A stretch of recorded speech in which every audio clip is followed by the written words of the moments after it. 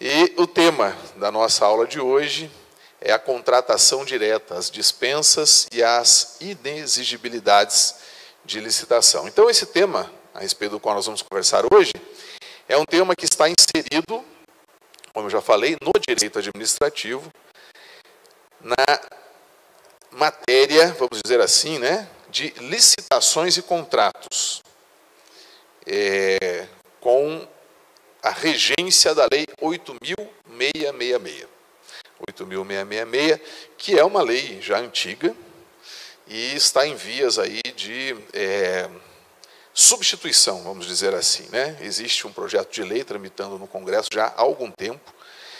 Havia sido pautado pelo Temer para esse ano, havia um pedido dele para que a nova lei de licitações ficasse pronta, mas a gente sabe que em ano eleitoral o presidente atual ele vai perdendo força, né? Cada dia que passa ele perde mais força, né? E o Temer já entrou numa situação que não era muito favorável a ele, né? Então não saiu esse ano. Vamos ver o que vem pela frente, né?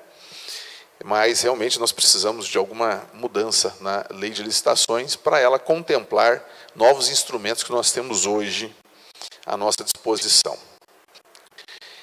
Deixa eu conhecer um pouquinho vocês. Eu sei que o pessoal de casa não pode se apresentar, obviamente, né? Mas vocês que estão aqui comigo podem se apresentar, né? Só para eu saber um pouco do perfil da turma. Não vou ficar indo de um em um, mas saber aqui quem é que já trabalha com licitação há algum tempo e veio para aperfeiçoar conhecimentos, levanta a mão. Quem veio para começar a ver o tema licitação que não trabalhava com licitação? Opa, legal. Então nós temos uma turma mista, né? Com algumas pessoas com alguma experiência e outras pessoas com um pouco mais já de experiência. Primeiramente, é importante dizer que é fundamental a preparação pessoal, né? O servidor público ele tem que estar buscando se aperfeiçoar cada vez mais. O fruto do nosso trabalho é que vai fazer as coisas acontecer na administração pública. E a administração pública só existe para dar atendimento ao interesse público. É uma missão sublime. E é fundamental que nós conheçamos o nosso trabalho, para nós podermos tirar do nosso trabalho o melhor que podemos, né? Muita gente e muito órgão público deixa de empregar recursos, emprega mal os recursos por desconhecimento. Há dados que dizem que o que se perde com má gestão do serviço público ultrapassa em 5 vezes o que se perde com corrupção, né? Olha só esse número importantíssimo, né? A gente ter noção dessa realidade, né? Porque isso chama a atenção de nós que somos servidores, gestores da coisa pública, para uma necessidade do conhecimento, de um aperfeiçoamento dos nossos conhecimentos, né? Então, parabéns a todos vocês que vieram se dedicar nesses 3 dias a aumentar os conhecimentos a respeito aqui do tema licitações e contratos. Muito bem. Então, vejam. Eu penso que a maioria de vocês aqui fazem parte de municípios e câmaras municipais pequenos ou médios, né?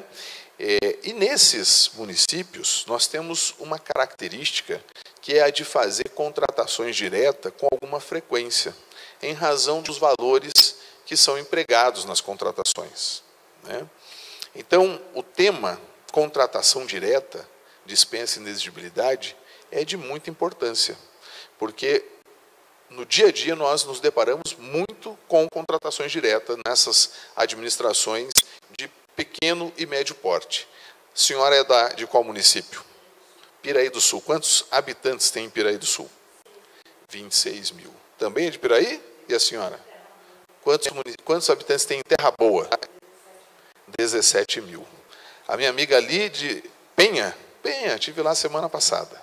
Fiquei lá no Nautilus. Conhece? Bom lá, né? Gostei. É muito bom. A gente pegou o Airbnb, fazendo propaganda, merchandising aqui, né?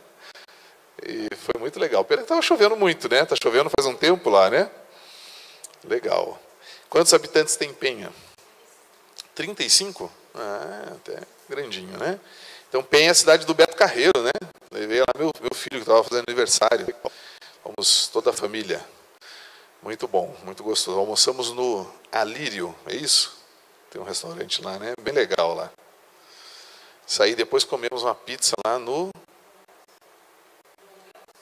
Dom Léus, isso mesmo, exatamente. Muito bom. Legal. Você é de Prudentópolis, né? E Prudentópolis tem quantos habitantes? 49. Então, assim, cidades médias. Nós temos municípios aqui no Paraná de 5 mil habitantes, 7 mil habitantes. Opa, o de vocês? Qual que é a cidade? Doutor Ulisses. Fica onde, Doutor Ulisses? Cerro Azul. Ok, meio no centro do estado. É meio próximo de Curitiba, né? Olha aí. Tá certo. 6 mil habitantes. 6 mil habitantes. Colega ali atrás?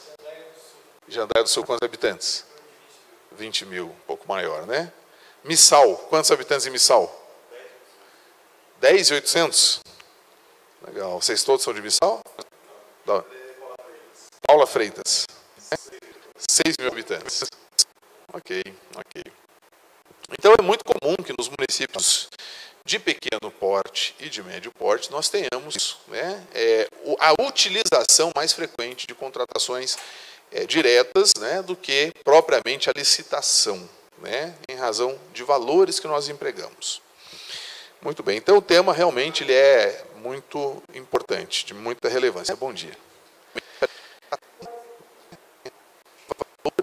Bom, antes de falar de contratação direta especificamente, vamos situar vocês, né? Onde é que nós estamos aqui? Porque nós vamos ter uma aula hoje de manhã, hoje à tarde e amanhã de manhã, aula de direito, né?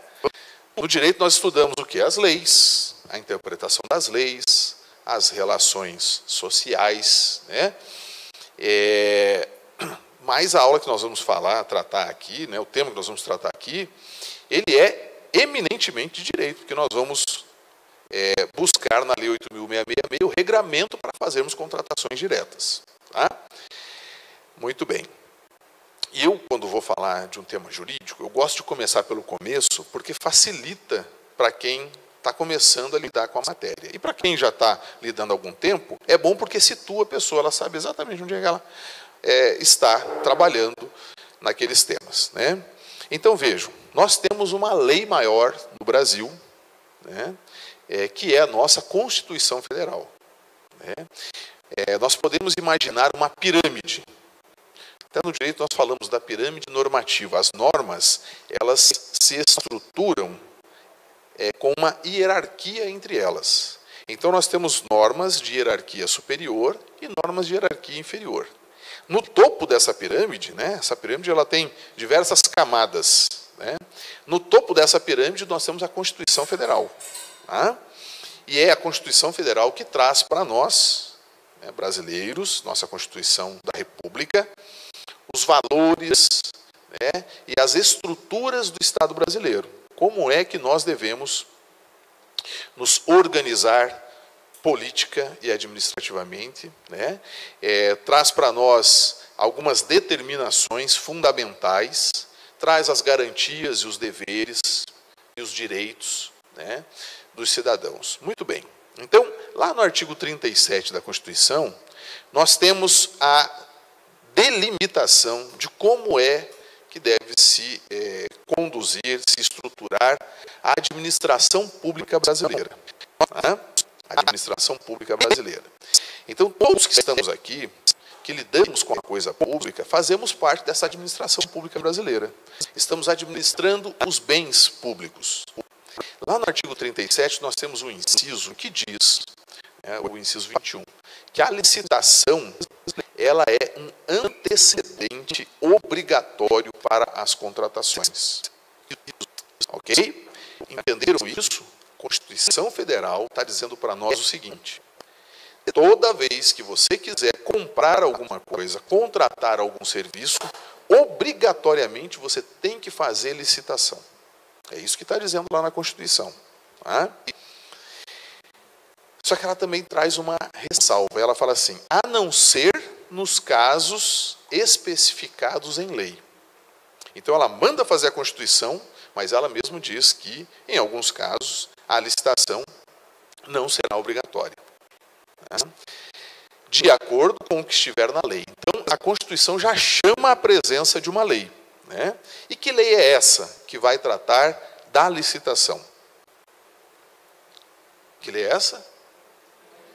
Lei 8.666. Então, em razão da Constituição trazer lá no artigo 37, inciso 21, o dever de licitar e a ressalva ao dever de licitar, né, temos a edição da Lei 8.666 para que possamos dar cumprimento àquela determinação constitucional.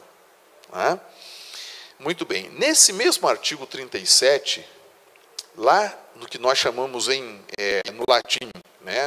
No direito a gente usa muitas palavras em latim, mas vamos dizer assim, uma palavra comum no meio jurídico, né? O que nós temos no caput do artigo 37, Gisele. O que é o caput de um artigo, Gisele? Da lei? Resumo da lei? Não. Não. O que é o caput de um artigo, minha amiga? Como é seu nome? Cibele. Alguém sabe o que é o caput do artigo? É a cabeça do artigo, é a parte principal do artigo. Caput significa cabeça. Então, quando a gente está lendo a lei, né, tem lá, artigo 37. Né? Aí, 2 pontos, começam os incisos. Então, essa parte principal que vem depois do artigo, está escrito artigo 37, e já começa ali, né, um texto. Esse texto, que é o principal do artigo, é o que nós chamamos de caput. Tá? É importante saber essas coisas, porque quando a gente está lendo o livro, aí lá no livro fala assim, de acordo com o caput do artigo 24, do artigo 25, né? Então é importante saber isso aí. Então, no caput do artigo 37, nós temos a enunciação de alguns princípios que nós que estamos lidando com a atividade administrativa devemos observar. São 5 princípios que estão dispostos no artigo 37, lá da lei da Constituição Federal. Tá? Então, são 5 princípios que existem para reger a gestão pública, para conformar a administração pública, para nos orientar enquanto servidores públicos, cuidando da coisa pública. São 5 princípios. O princípio da legalidade, da impessoalidade, da publicidade, da moralidade, da publicidade, da eficiência. Ok? 5 princípios. Bom dia. Sejam bem-vindos. Tá? São 5 princípios. Esses princípios, meus amigos, eles são fundamentais. Fundamentais. E é necessário que nós os conheçamos, porque eles vão fazer parte de toda a nossa atividade. Então, toda a nossa atividade administrativa deve estar em acordo, né, em conformidade com esses princípios.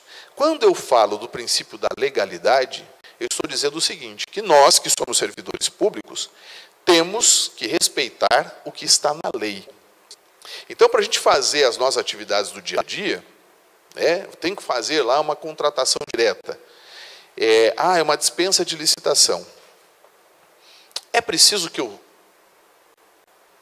conheça a lei para fazer uma dispensa de licitação?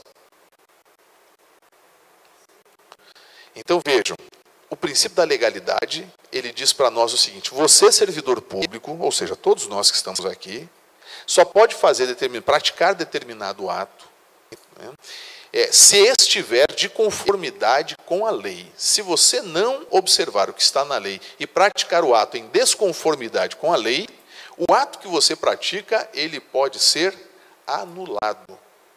Por quê? Não respeitou o princípio da legalidade. E não só isso. Um dos reflexos da desobediência a princípios constitucionais ou princípios legais é a possibilidade de ter ajuizada contra si uma ação de improbidade administrativa. Né? Então, assim, nós estamos lidando com algo que pode gerar responsabilização. O que é isso? Significa que se eu não souber o que eu estou fazendo e fizer de forma irregular, né, desatendendo os comandos legais, desatendendo aos princípios que devem reger a minha atuação, eu estou me sujeitando a ser responsabilizado. Então, essa responsabilização é o dever que nós temos de responder legalmente por incorreções na nossa atuação. Isso pode gerar repercussões na esfera civil, na esfera penal e na esfera administrativa. Um servidor que faz uma dispensa de licitação de forma irregular, ele pode gerar a nulidade da contratação, mas pode chamar para ele também uma responsabilização administrativa, passar por um processo administrativo disciplinar.